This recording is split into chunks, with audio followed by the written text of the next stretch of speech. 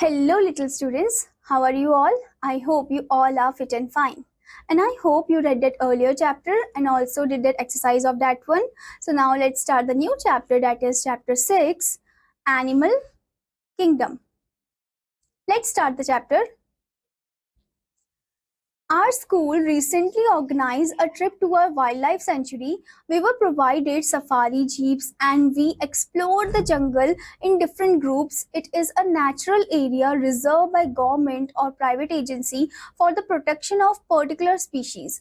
Only animals are conserved which could be private property.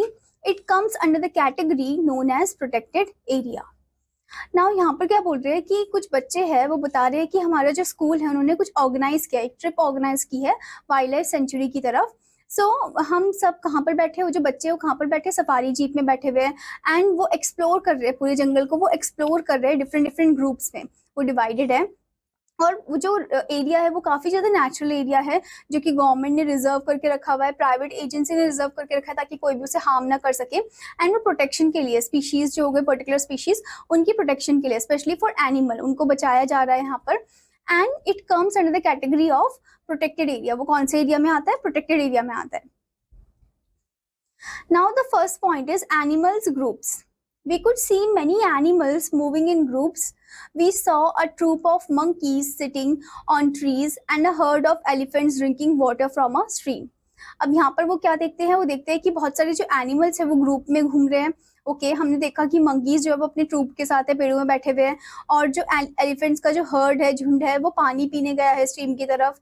One of my friend asked the teacher as to why animals move in groups. The teacher told him that many animals like humans move in groups because this helps them to be alert and safe all the time from predators. As soon as one member of the group senses some danger, it alerts all the other members of the group. अब यहाँ पर एक बच्चा जो है पूछता है teacher से कि ये जो एनिमल्स है ये ग्रुप में ऐसे क्यों चल रहे हैं. तो टीचर जो है बताती है कि बहुत सारे जो जानवर है जैसे कि ह्यूमंस भी, हम ग्रुप्स में चलते हैं. क्यों चलते हैं? उससे हम एक तो अलर्ट रहते हैं और हम सेफ भी रहते हैं, हम प्रेडेटर से सेफ रहते हैं. एज सुन एज अगर कोई एक मेंबर को अगर पता चल जाता है कि ये डेंजर आने वाला है तो वो दूसरों को भी अलर्ट कर देते हैं एकदम से. Moving in groups also keep their young one safe. Animals do not stay at one place but keep on moving from one place to another in search of shelter, water and food. अब यहाँ पर क्या बोल रहे हैं कि अगर हम ग्रुप्स में, अगर जो एनिमल्स है वो ग्रुप में चलते हैं तो इनसे क्या होता है कि उनके यंग वंस जो है वो भी ऐसे बचे हुए रहते हैं, सेफ रहते हैं. एंड एनिमल्स जो है वो एक जगह में कभी रुकते नहीं हैं, वो हमेशा चलते रहते हैं, वो एक जगह से दूसरी जगह मूव करते रहते हैं इन सर्च ऑफ, इसकी सर्च में, शेल्टर की सर्च में, एंड वाटर की सर्च में, और फूड की सर्च में. Okay,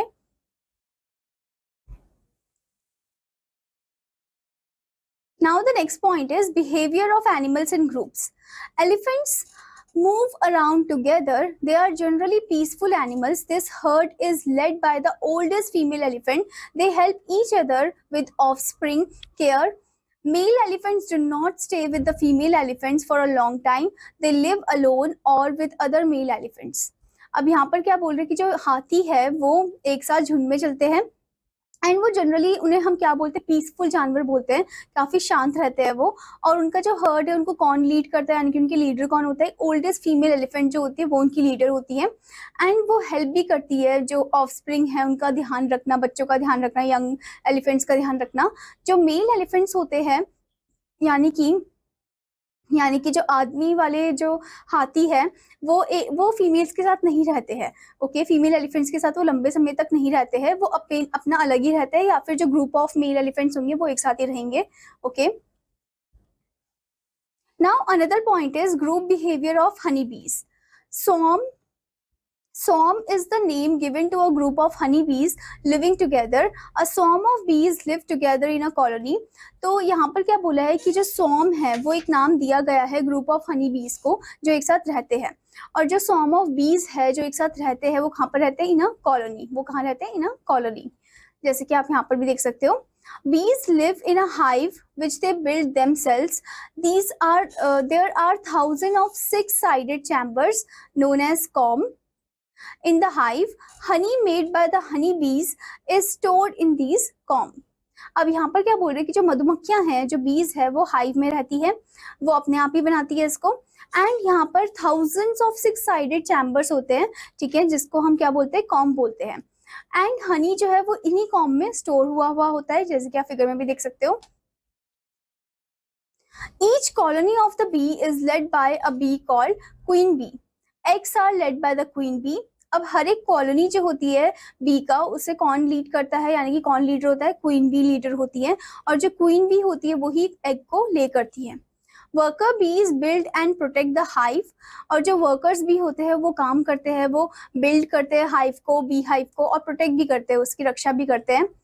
Other job of the worker bees is to gather nectar from the flowers. The bees have a long, thin, tubular mouth part, okay, which is known as proboscis, that they use to suck nectar from flowers. अब ये जो workers भी है, इनका ये job भी होता है कि उनको नेक्टर इकट्ठा करना होता है फ्लावर से, और इनकी एक पतली सी लंबी सी ट्यूबुलर टाइप की माउथ पार्ट होता है जिसको प्रोबॉसिस बोलते हैं, जिनकी मदद से वो नेक्टर को सक करते हैं फ्लावर से। Now, before going further, there is an activity. Draw the design of a beehive. Also, draw and name the bees that live in the hive.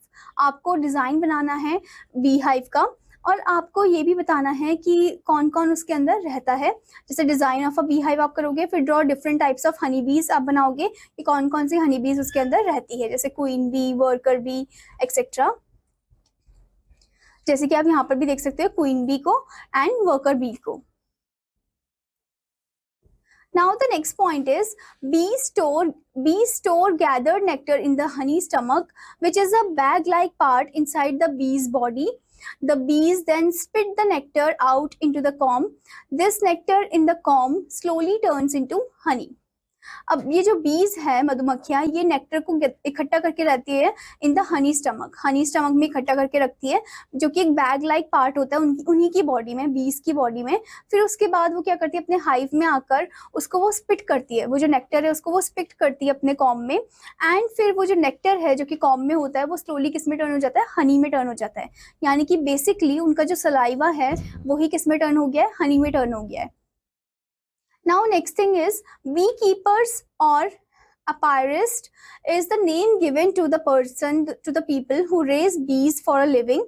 The place used to raise bees is called apiary, and the process of rearing honey bees is known as apiculture. अब यहाँ पर क्या बोला है कि जो लोग जैसे कि बी कीपर्स हो गए या अपायरिस्ट हो गए, वो पर्सन है जो बीज को इकट्ठा करते हैं, जो बीज को रेज करते हैं फॉर अ लिविंग के लिए।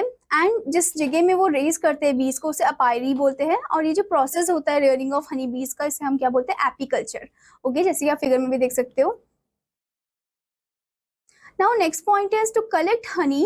The apiarist lights a fire and let the smoke cover the hive. This drives away the bees from the hive, and the apiarists then extract honey from the hive without any danger of being stung by the honey bees.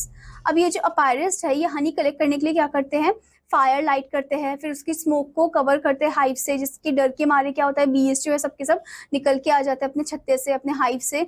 और फिर अपायरिस्ट जो है easily extract कर लेता है हनी उस hive से, बिना किसी डेंजर के, बिना किसी उसके कि कोई हनी भी उसको आकर स्टंग कर देगी। ओके, ऊपर से वो बहुत सारा लेयर ऑफ प्रोटेक्शन जो है, कपड़ा जो है वो अच्छे से पहनते हैं।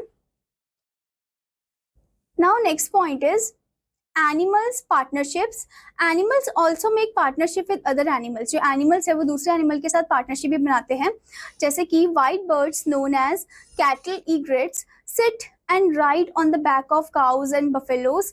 The insects found on the body of these animals are the food of these birds, and the cattle egrets help the cows and buffaloes by making them alert of any danger by suddenly flying away and giving a shrill cry.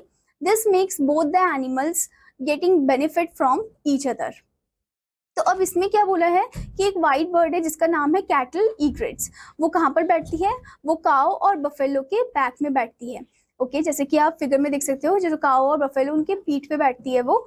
And उसके बाद वो क्या करती है, जो cattle होते हैं उनमें कुछ ऐसे इंसेक्ट्स होते हैं जिनको वो कंज्यूम करती है। वो जो बर्ड है कैटल egrets, वो उन्हें कंज्यूम करती है। एंड उन्हें डेंजर से भी अलर्ट करती है, यानी कि वो बताती है कि अरे देखो मतलब ये डेंजर आने वाला है, तो या तो सडनली उठ जाएगी या फिर वो एक श्रिल क्राई जैसी वॉइस निकालेगी, ओके, जिससे कि उन्हें पता चल जाता है काउज और बफेलो को कि हाँ हमारे सामने डेंजर आने वाला है, तो हमें यहाँ से भाग जाना चाहिए। ओके, तो इससे क्या है, दोनों एनिमल्स को कुछ ना कुछ बेनिफिट मिल रहा है। Next thing is a tiny bird, plover, sits inside the open mouth of a crocodile and picks up the blood-sucking leeches from its gum. Thus, this partnership between these animals benefit both of them. अब यहाँ पर एक छोटी सी bird होती है जिसका नाम है प्लोवर, जैसे कि आप फिगर में भी देख सकते हो। ये क्या करती है, ये क्रोकोडाइल का जो ओपन माउथ होता है उसमें बैठ जाती है और उसके अंदर, उसके दांतों के अंदर कुछ ब्लड सकिंग लीचेस होते हैं, उनको वो निकालती है, उन्हें वो खा लेती है। तो एक तरीके से उसे वो खाना मिल रहा है, और दूसरे तरीके से जो क्रोकोडाइल है उसको जो ब्लड सकिंग लीचेस है उनसे छुटकारा मिल रहा है। ओके, तो एक पार्टनरशिप फॉर्म हो गई है यहाँ पर। Now before going further, there is a point, do you know? It is possible to hypnotize a frog by placing it on its back and gently stroking its stomach. अब यहाँ पर बोल रहे कि जो फ्रॉग वगैरह है, जो मेंढक है, उनको हिप्नोटाइज करना बहुत इजी है, या मतलब कैसे कर सकते हैं, by placing it on it's back, मतलब उसे उनकी बैक के फॉर्म में उन्हें प्लेस करना है, जेंटली उनके स्टमक को स्ट्रोक करना, तब वो हिप्नोटाइज हो सकते हैं।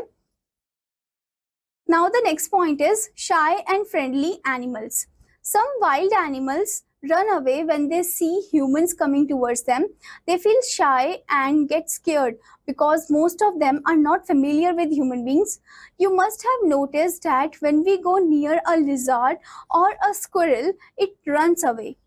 A mouse rushes into its hole and a tortoise withdraws its head into the hard shell on its back when we go near it. Certain other animals such as lions, tigers, wolves, etc. get frightened by our presence. They see us at a danger to themselves and thus attack us. It is dangerous to go near such animals. अब यहाँ पर क्या बोले, कुछ ऐसे wild जानवर है, wild animals हैं जो हमको देखकर भाग जाते हैं। ओके, या तो वो शाय फील करते हैं या फिर वो हमसे डर जाते हैं क्योंकि उन्होंने कभी ऐसे ह्यूमन बीइंग हमें नहीं देखा है। ओके, सो वो उन्होंने नोटिस किया है, हमने ये नोटिस किया है कि जब भी हम छिपकली के आगे जाते हैं या फिर स्क्विरल के आगे जाते हैं तो एकदम से वो भाग जाते हैं। ओके, माउस जो है वो भी अपनी होल में चले जाता है, टोर्टोइस भी अपने जो हेड है उसको अंदर ले लेता है शेल के अंदर। ओके, तो सर्टेन अदर एनिमल्स है, जैसे कि कुछ और भी ऐसे जानवर है जैसे लायन, टाइगर, बुल्स हो गए, वो get frighten by our presence, हमारे प्रेजेंस से वो डर जाते हैं, तो उसके और उन्हें ऐसा लगता है कि वो डेंजर है, हम ह्यूमन बीइंग जो है उनके लिए डेंजर है, तो या तो वो हम पे अटैक करेंगे। ओके, तो इसलिए हमें उनके पास तो बिल्कुल भी नहीं जाना चाहिए। Now before going further, there is a point, do you know, there are no male or female earthworms. All earthworms have both male and female parts, but it still takes two of them to reproduce. अब यहाँ पर क्या बोल रहे हैं कि earthworm में कोई मेल और फीमेल नहीं होता है, सब अर्थवॉर्म में क्या होता है, दोनों पार्ट होते हैं, मेल एंड फीमेल के दोनों पार्ट होते हैं, पर तब भी वो दोनों की रिक्वायरमेंट होती है ताकि वो रिप्रोड्यूस कर सके अपने यंग वंस को। Now next thing is pet animals. Pet animals such as cats and dogs are not shy of us because they are familiar with human beings. Domestic animals like cows and buffaloes are also used to live with us and are also not shy or afraid of us. अब कुछ ऐसे जानवर है जैसे pet animal, जैसे कि cat and dog हो गए, वो हमसे फेमिलियर है, तो वो हमसे यूज टू हो चुके हैं और वो शाय फील नहीं करते और वो डरते भी नहीं है। और जो डोमेस्टिक एनिमल जैसे काऊ, बफेलो, वो भी हमसे फेमिलियर हो चुके हैं। ओके, तो वो भी डरते नहीं है, ना ही वो शाय फील करते हैं। One of the most important reason for the shyness of the animal is with respect to humans is fear.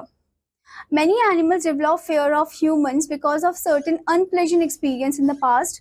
अब एक बहुत ही मोस्ट इम्पॉर्टेंट रीज़न है इसके बिहाइंड कि क्यों जो जानवर है वो शाय फील करते हैं, क्योंकि उनको डर होता है। ओके, तो बहुत सारे जो जानवर है उनको डर बैठ जाता है ह्यूमंस का, क्योंकि उनके कुछ पास्ट में कुछ ऐसे अनप्लेजेंट सिचुएशन क्रिएट हो चुकी होती है, like insensitive and cruel behavior of human beings such as throwing stones at dogs and cats or pulling their tails or poking them with pointed sharp stick make these animals feel shy and afraid of humans. तो अगर कुछ ऐसे human beings है जैसे कि जो insensitive और cruel behave करते हैं एनिमल्स के साथ, जैसे कि पत्थर से मारना उनको, ओके, या फिर उनके टेल को पुल करना, उनको पोक करना पॉइंटेड शार्प ऑब्जेक्ट से, तो इससे वो डर जाते हैं, जो जानवर है वो शाई फील करते हैं और वो डर भी जाते हैं ह्यूमन से. Animals should treat us as their friends and not as somebody who will hurt them. We should not make any gestures or loud noises that might scare animals. An animal will only treat us as its friend when it gets assured that we are not going to harm it. अब जो animals है उनको हमें as a friend लेना चाहिए क्योंकि हम उनको हर्ट नहीं करते हैं, और हमें ऐसा कुछ जेस्चर भी नहीं दिखाना चाहिए कि हम उन्हें हर्ट करना चाह रहे हो, या फिर लाउड नॉइज नहीं क्रिएट करना चाहिए. और जो एनिमल है वो हमें अच्छे से treat as a friend treat तभी कर सकते हैं जब उनको हम अच्छे से ट्रीट करें, अच्छे से उनकी देखभाल करें. Now the next point is animal ears. The ears of animals vary from animal to animal. Certain animals have long ears, certain have short ones, while certain do not have ears at all. अब यहाँ पर क्या बोला है कि जो years होते हैं जानवरों के बहुत ज़्यादा डिफरेंट होते हैं एक दूसरे से. कुछ ऐसे जानवर होते हैं जिनके बहुत लंबे से कान होते हैं, कुछ होते हैं जिनके छोटे से कान होते हैं, और कुछ होते हैं जिनके कान ही नहीं होते हैं. Animals such as dog can move their ears with help which helps them to know where the sound is coming from. जैसे कि डॉग है वो अपने कानों को मूव कर सकता है और पता लगा सकते हैं कहाँ से साउंड आ रही है. Next, when the ears of rabbit are long and those of elephants are big, ears help them to listen to even the slightest sound. जो रैबिट के कान है काफ़ी लंबे हैं और जो एलिफेंट के कान है वो काफ़ी बड़े हैं, बिग हैं, तो इससे वो बहुत जो स्लाइटेस्ट साउंड होता है उनको भी वो सुन सकते हैं easily. Next, there are two tiny holes on either side of the head of a bird which function as ears. There are no external ears to a bird so that it can fly easily. अब bird में कोई भी external ear नहीं होता, अगर होता तो वो उड़ नहीं पाती फिर इजीली. इसी वजह से उनके दोनों साइड ऑफ द हेड में छोटे सा होल है जिनकी मदद से वो सुन पाती है चीज़ों को. The polar bear has to swim and has small nubs instead of ears so that it can close them while swimming. अब पोलर बेयर जो उनके पास ऐसे बड़े बड़े कान नहीं हैं वरना पानी उनकी बॉडी में जा सकता है, तो उनके स्मॉल नब्स होते हैं जिनकी मदद से वो सुन पाते हैं, वो एक्ट एज ईयर करते हैं, एंड जिससे कि वो उनका जो मतलब उन्हें वो क्लोज भी कर सकते हैं. जब वो स्विम कर रहे हो पानी में तो उन्हें वो क्लोज भी कर सकते हैं. Next, snakes do not have ears because they hear by the vibration on the ground. अब स्नेक्स काफ़ी ज़्यादा ग्राउंड से टच होते हैं तो वो वाइब्रेशन जो है उसी को ही फील कर पाते हैं, उनके कान नहीं होते, वो सुन नहीं पाते हैं. ठीक है. Now before going further there is a point. Do you know many animals move their ears to better focus on a novel sound. बहुत सारे जो एनिमल्स हैं वो अपने ईयर्स को मूव करते हैं ताकि वो फोकस कर सके उस पॉइंट पे कि कहाँ से वो आवाज़ जो है वो आ रही है. Now the next point is body covering of animals. The body covering of all the animals is not the same. There are many different body coverings like scales, skin, feathers, blubber and shells. Fur and blubber helps animals to stay warm and skin helps them from camouflage. अब यहाँ पर क्या बोला है कि जो body coverings है animals की वो सेम नहीं होती है. Different type of body coverings होती है, जैसे कि स्केल्स हो गया, स्किन हो गया, फेदर्स हो गए, ब्लबर एंड शेल्स हो गए. जो फर एंड ब्लबर है वो मदद करते हैं एनिमल्स को गर्म रखने में, एंड जो स्किन है वो एक्ट करते हैं as a camouflage. The body of mammals is covered with The body of mammals is covered with hair. The bodies of camels, zebras and deer have very short hair on them. There is a thick coat of hair on the bodies of polar bears and yaks that keep them warm as they live in cold regions. The thick coat traps the warmth produced by the body and stop it from escaping. अब यहाँ पर क्या बोला है, जो mammals की body है वो बालों से कवर्ड होती है, एंड जो बॉडीज है कैमल की, जीब्रास की, डियर की, उनमें शॉर्ट हेयर होते हैं. ओके, एंड एक थिक कोट ऑफ हेयर किस पे होता है, on the body of polar bear, जिससे कि उनको गर्माहट मिले उस मतलब क्लाइमेटिक कंडीशन में एंड कोल्ड रीजन में. एंड थिक कोट जो है वो ट्रैप कर देता है वार्मथ को प्रोड्यूस बाय द बॉडी, और वो स्टॉप करता है कि वो वहाँ से निकले ना, उनकी बॉडी से ना निकले. Now next is there are scales. There are scales on the bodies of animals such as snakes. They are known as reptiles. अब जो reptiles होते हैं उनकी बॉडी में क्या होता है, scales होता है. Okay. Next one is birds have feathers that help them to keep fly and keep them warm. Next one, there are spikes on the bodies of porcupines. It protect them from their enemies. जो porcupine है उनकी body में क्या होते हैं, spikes होते हैं जो कि उन्हें प्रोटेक्ट करते हैं अपने एनिमीज से, जैसे कि आप यहाँ फिगर में भी देख सकते हो, polar bear, porcupine, snake and bird. Now let's move into the point vocabulary. First one is herd, a group of animals moving together. Next one is swarm, a group of honeybees living together. Next one is colony, where a swarm of bees live. Next one is apiculture, the process of rearing honeybees. Next one is reptiles, animals having scale on their bodies. Next one is mammals, animals with hair on their body. Now as we have read this chapter, let's move into the point things to remember. First one, certain animals like humans prefer to move in groups. Next one, animals feel safe and get alert by moving in groups. Next one, certain animals make partnership with other animals and get benefit mutually. Next one, wild animals run away on seeing humans because they are not familiar with them and feel scared. Next one, pet animals such as cats and dogs are domestic animals such as cows and buffaloes are used to live with humans and do not feel shy. Next one, insensitive and cruel behavior of humans make these animals feel shy, scared of humans. I hope student that you understood this chapter, and आपका homework है कि आपको chapter को अच्छे से पढ़ना है और जो इस exercise part है उसको complete करना है.